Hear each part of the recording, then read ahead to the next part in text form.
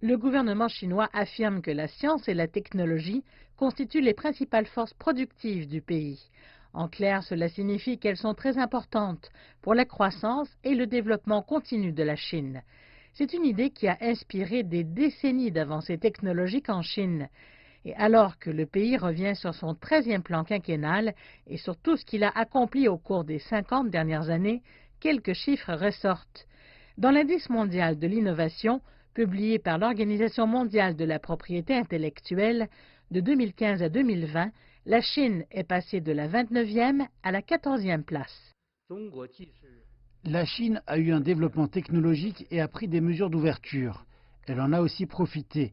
La Chine est également un collaborateur et un contributeur à la coopération internationale et au progrès technologique.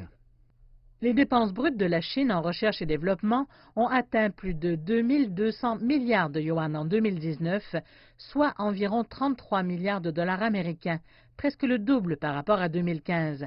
C'est un chiffre qui représente plus de 2,2% du PIB du pays. Mais sur le front technologique mondial, des défis demeurent selon le ministre Wang. La collaboration a joué un rôle majeur dans le monde entier, mais le secteur est devenu un important champ de bataille. Nous reconnaissons cela.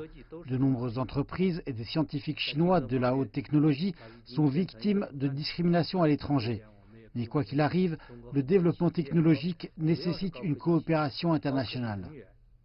Le ministre Wang a déclaré que la Chine ouvrirait davantage son secteur technologique à une coopération plus approfondie avec des partenaires mondiaux.